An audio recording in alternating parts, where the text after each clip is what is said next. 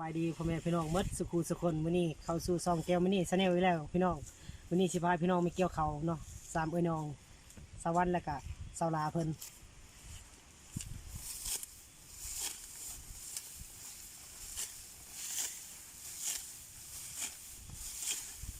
มาพี่น้องมาเดี๋ยวก่อนลงกัน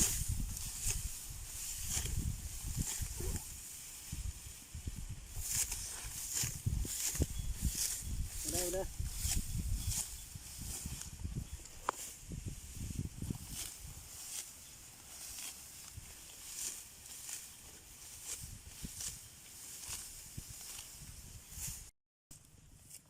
สามคนนะพี่น้องสวรรค์กับสาวลาเพิ่นสบายดีพี่น้องสบายดีFCทุกคน สามคนมาเด้อพี่น้อง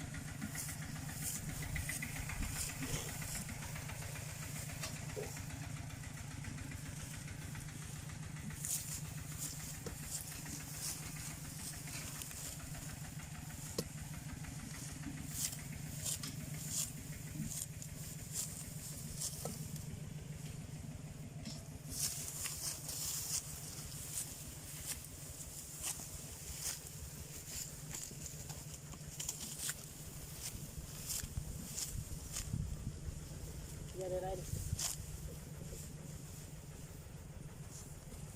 ไปสุดไม่แม่ขอเล่นกระเทียมมันกระเทียมมันนี่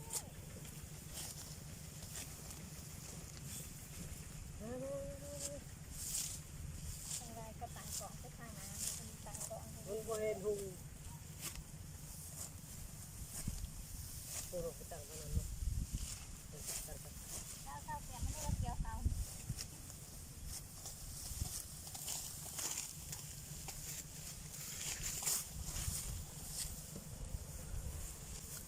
โอ้มีแต่คนดุ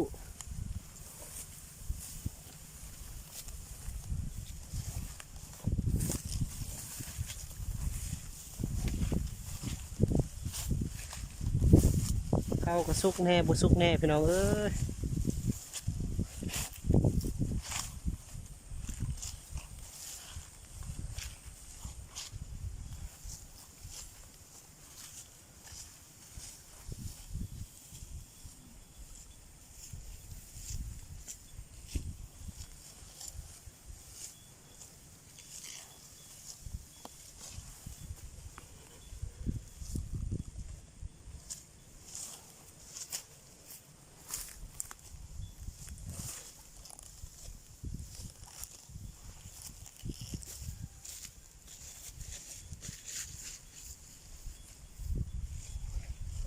บ้านนาหางน้อย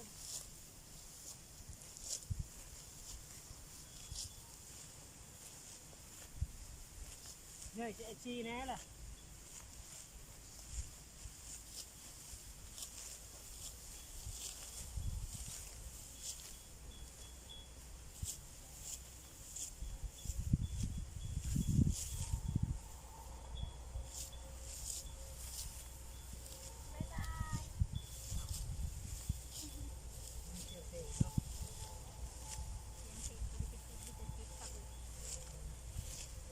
ยามันไหนจะก็ได้ที่เท้า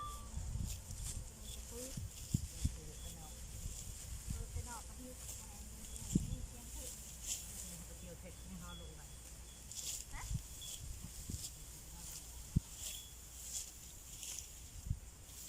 เสียอะไรมันจะลายเสียงเพลงนี่อันนี้แล้ว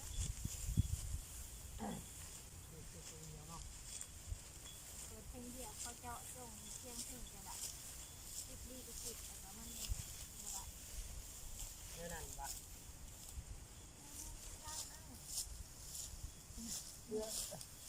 ใช่อันนี้ละ เห็ด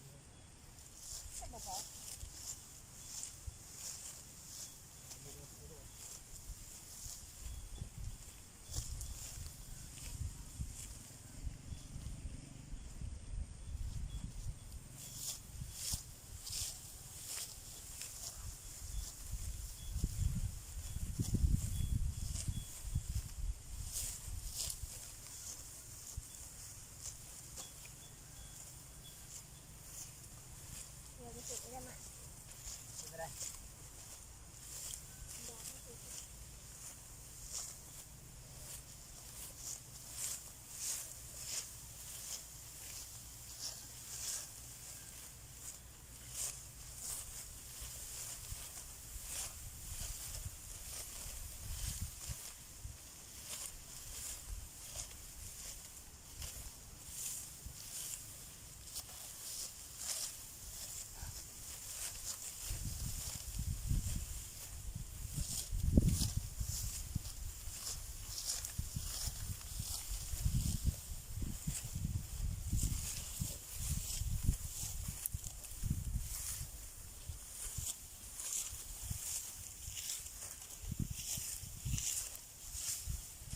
เจ้าผมชอบผมมัก จับมึงมั่งจับมึงมั่ง ฮะ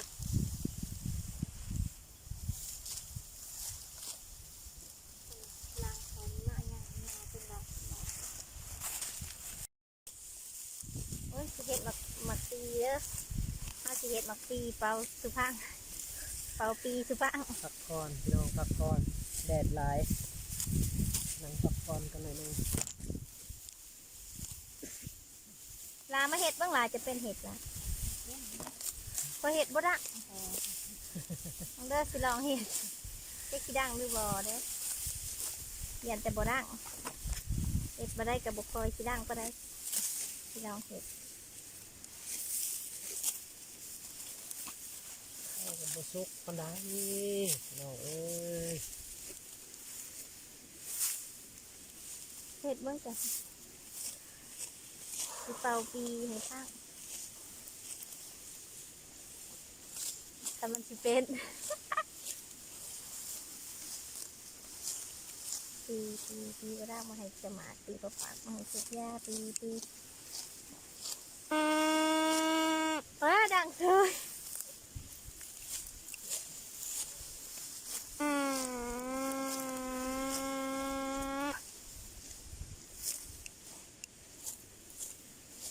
เห็ดบ่เป็นกับบริดังเลยเด้อ ถ้าจะเฮ็ดคักๆแล้วให้ FC ฟัง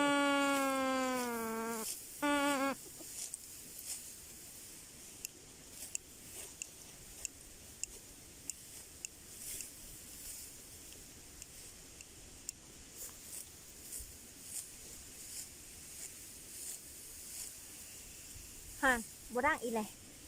มันคือบ่ดังว่าปีบ่ดังมาให้เกี่ยหมาปีบ่ปากมาให้สุดยาปีเป่ากี่แตกบ่ดังเนาะหมดอีหลังนะ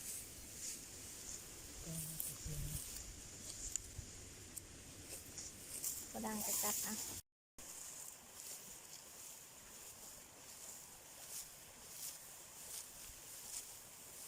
เกี่ยวข้าว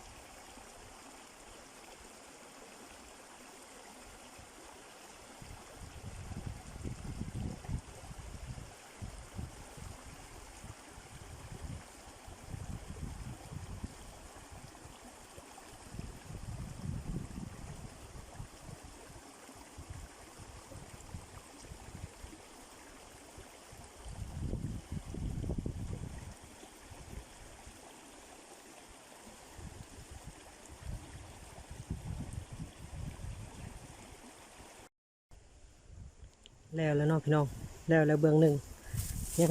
ยังแต่ซองเบื้องพี่น้องหักก็แล้วเบื้องหนึ่งเกี่ยวมือนี้พี่น้องเอาปลาประมาณ2 มื้อเราจึงมามัดนะพี่น้องเนาะ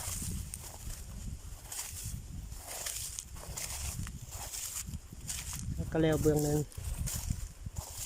แต่ว่าเขาปีนี้เห็นเพราะว่าปีกายนี่ไม่ค่อยได้เป็นปานใดแต่ว่าปีนี้เห็นเป็นแน่พี่น้องแต่ว่ากองเข้ากับบ่ใหญ่เนาะเบื้องนี้เนาะยังแต่ซองเบื้อง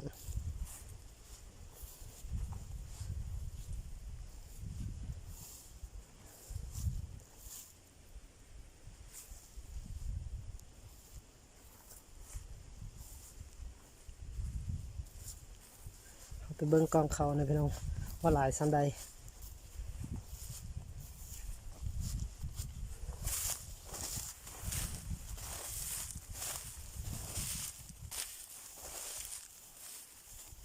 เมื่อวานนี้เขามัดเบื้องนี้เมื่อวานนี้แต่ว่าเขาคนบ่หมดเพราะว่ามันคำก่อนเอาเลยปะไปเบิ่งกันเลยเบิ่งกองเขาเนาะว่าหลายซ้ำใดเพราะว่าหน้าตัวนี้มันหลายเจ้าอยู่เนาะเปลืองนั่นเป็นของเขาแต่ส่วนหน้าของเฮานี่อยู่เท่านี้นะพี่น้องเนาะลงหอไปลุ่มผู้ดินแน่นเมดเนาะ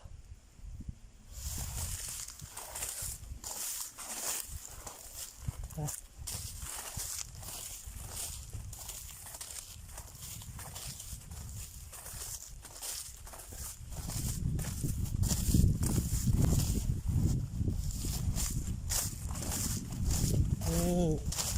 เอาพี่น้องคนเมื่อวานนี่4 รถตัวนี้มันจะเป็นข้าวปลูกเนาะพี่น้องข้าวปลูกนี่เฮาแยกต่างหากเนาะเพราะว่าคันเฮาปนน้ำกันในเวลาเฮาสิปลูกปีหน้านี่ยามมันปนกันเนาะนี่พี่น้องเม็ดงามนี่พี่น้องเบิ่งกันเลยนี่แต่ว่าจักแนวเขายังเนาะบอกเกี่ยววันนี้กับบ่จักนะพี่น้อง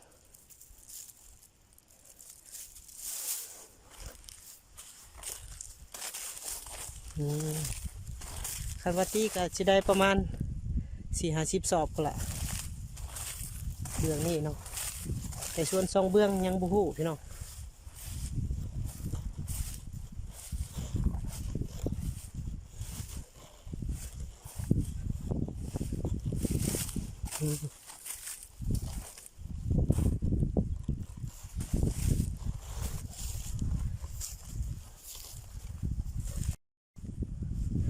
สำหรับคลิปนี้ก็ให้จบ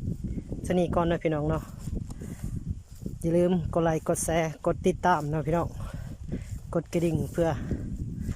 ให้บ่าวแก้วมณีเฮ็ดคลิปต่อไปเนาะขอบใจสำหรับ FC ทุกๆคนที่เข้ามาเบิ่งมาชมเนาะ